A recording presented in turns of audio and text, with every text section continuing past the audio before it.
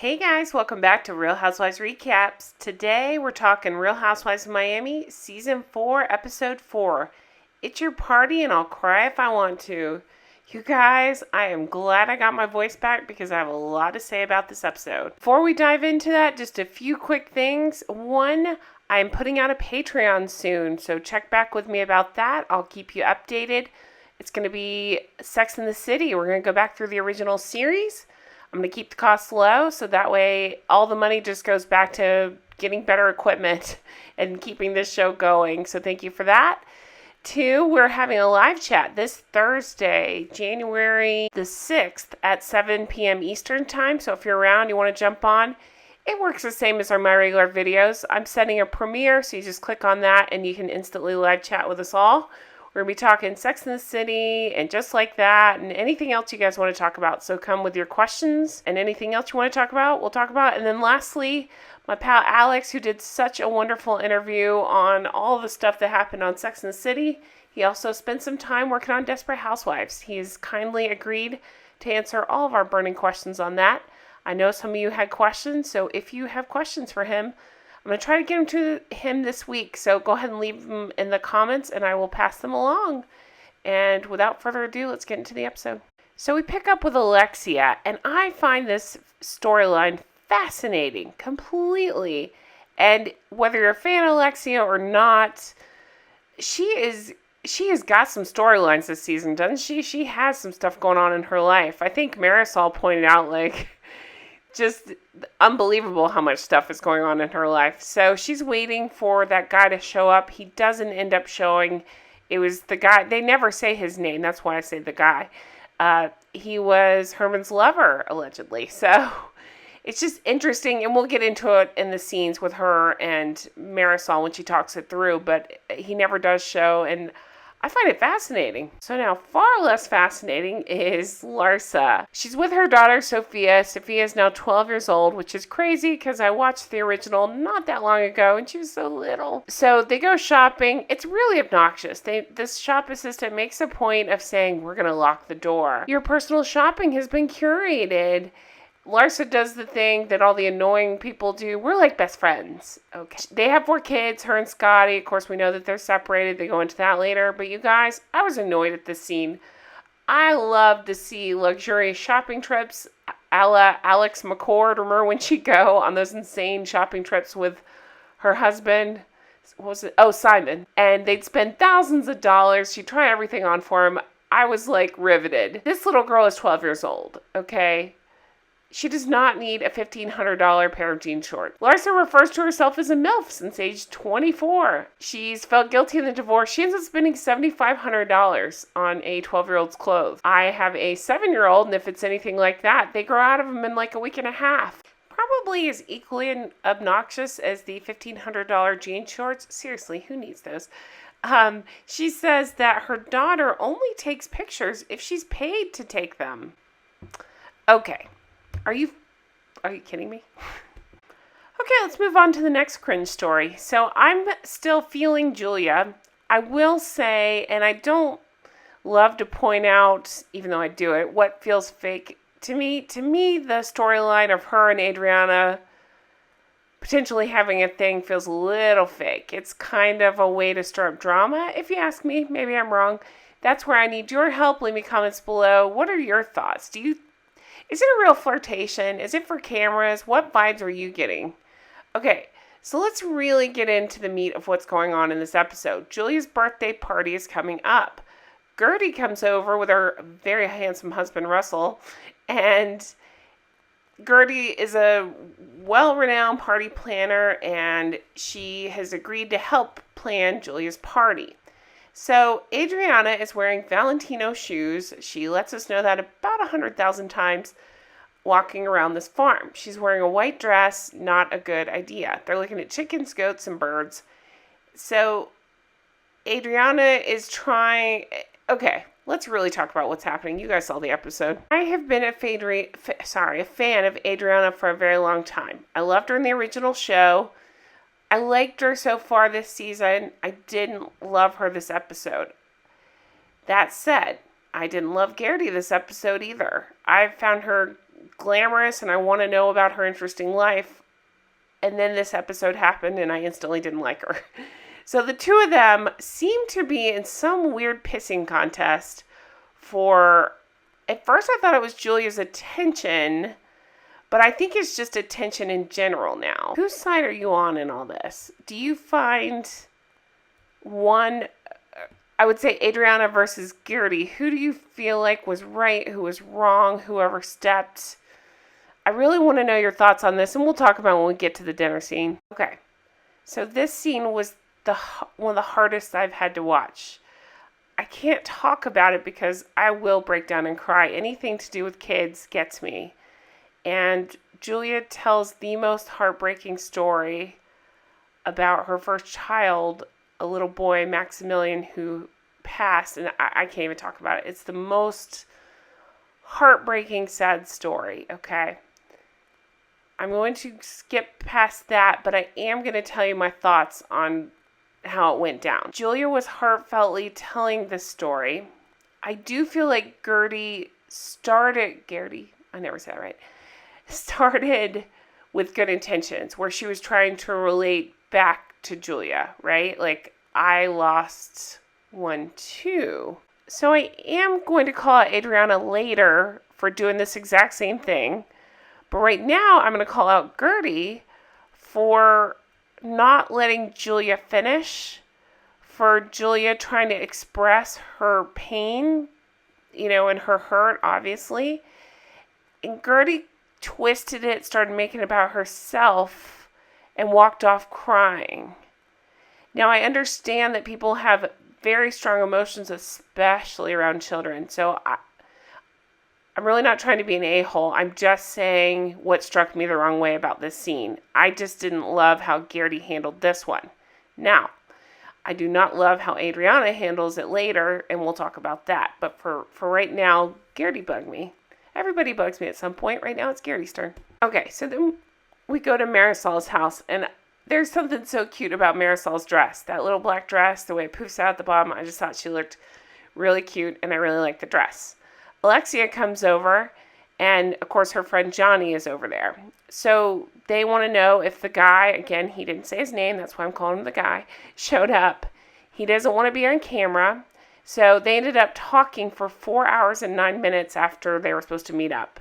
You guys, I love this scene. It was the most interesting, fascinating, Real Housewife drama I've ever heard. So she found out that her ex... Okay, so she and her ex, Herman, had separated in early of 2015. I believe she said April. And Herman had started talking to this guy. They started up around November of 2014. So she thinks that was the catalyst that ended their relationship. But I will say, the way she spoke about all this, I got to give Alexia credit. Because it would be hard if you found out your husband had led this whole other life, right? And had this man that he was in love with and had a good relationship with and all that. It would be hard not to just completely shut down, completely call him an a-hole, whatever you want to call him, because of it. But no, she didn't handle it like that. It was more, she was so happy that he had a good relationship and that he was loved, and it was nice. It sounds like Herman would talk so nice about Alexia to this guy. And so it was, I don't know, it was weird. It was kind of a nice feeling in the end, I guess, because they didn't work out.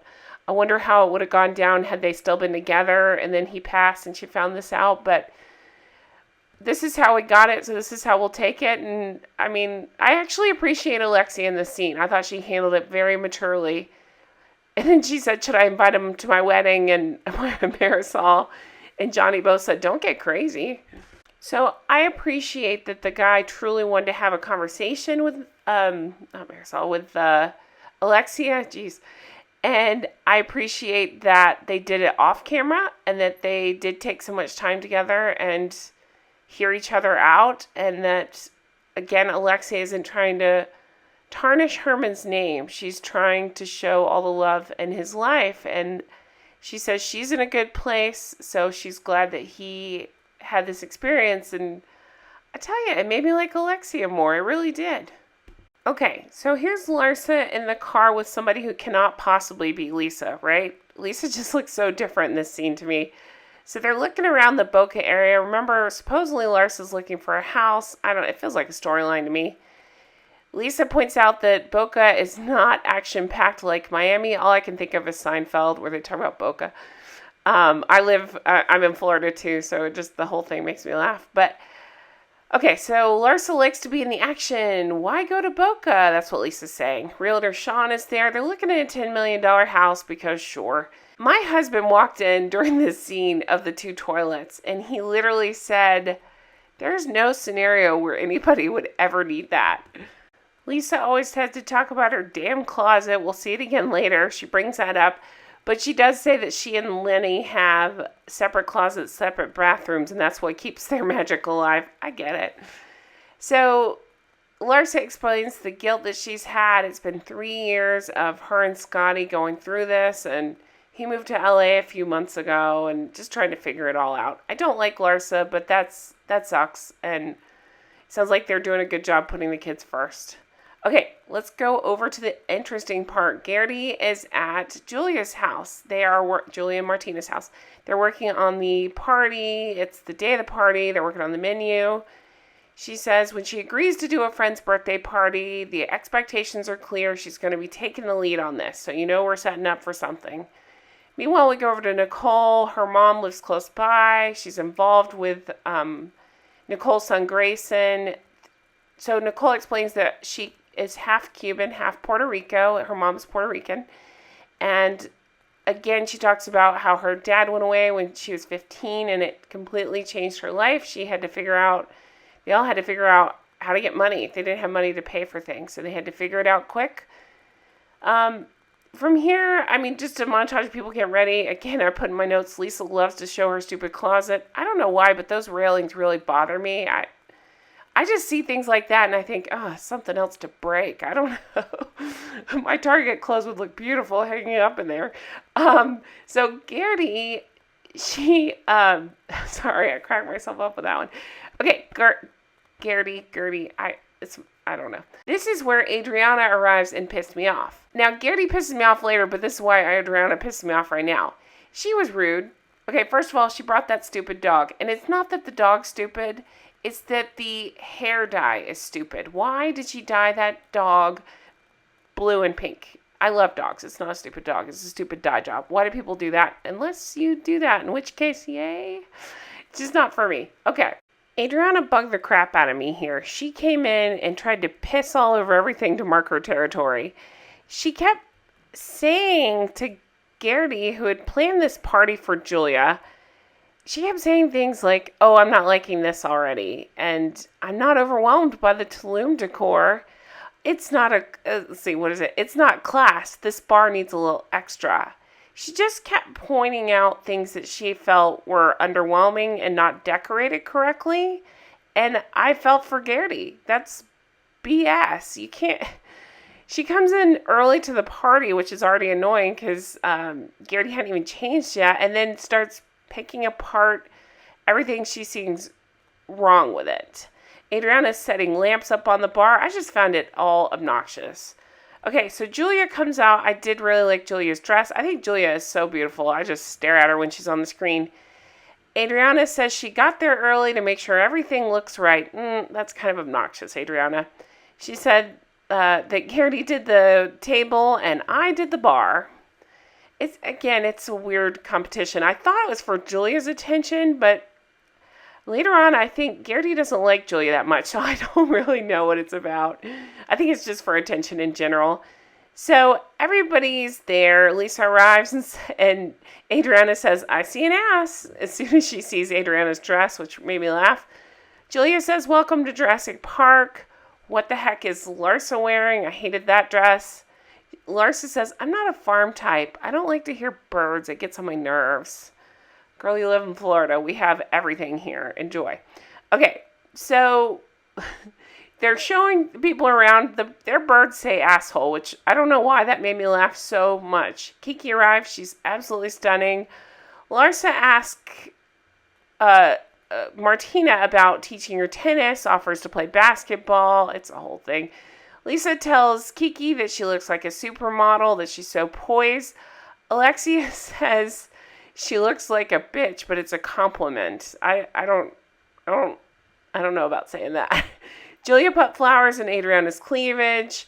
Guerdy asks about the foot washing ceremony. So Guerdy seriously has trouble with this. And it's weird because it's almost like a kid bringing up something in front of the kid's parents to get them in trouble, if that makes sense. She kept bringing it up in front of Martina. And Julia even says, I already told Martina about it. I just think that's a weird dynamic to do in front of somebody's spouse. Like, if your friend got really drunk, would you say it over and over to their husband, like, your wife was so drunk? Like, if he was already not having a good sense of humor about it. I don't know what example I'm trying to make, but I'm just saying I didn't love that. It was very strange. Dinner's served. It's a delicious looking steak tacos. They start talking about sharing is caring. What are you sharing? And this is where stuff gets weird. So Guerdy and Adriana are sitting next to each other, and they're already bugging each other. Adriana says, so Guerdy brings up the foot massage. Adriana says she ruined her designer shoes, and Guerdy says, you can wipe it off, but whatever. And Adriana says, she washed my feet. Martina's like, she washed your feet? What are you, the Pope or something? Which I kind of love. Adriana says, are you mad at me? I'm sorry. Martina says, I would pay for her to give me a massage. And then Guerdy says, they said walk away, so I walked away. So again, yes, Adriana sucks here, but I feel like Guerdy was trying to poke her with a stick. They're already bugging each other, so it's throwing gasoline on the fire a little bit. So Guerdy calls Adriana aggressive. Adriana calls Guerdy intrusive. Guerdy says, get some class. Don't touch me, I'm scared. Adriana says, I'm scared of your big mouth. And they again, it's the clash of the egos. It's the most intense, awkward dinner. And I'm sorry, but Adriana and Guerdy both suck. They really do. They both suck this dinner.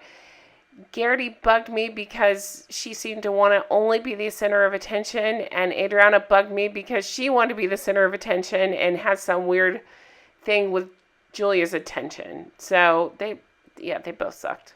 So where Guerdy lost me is she started saying to the table, you can all shut the F up.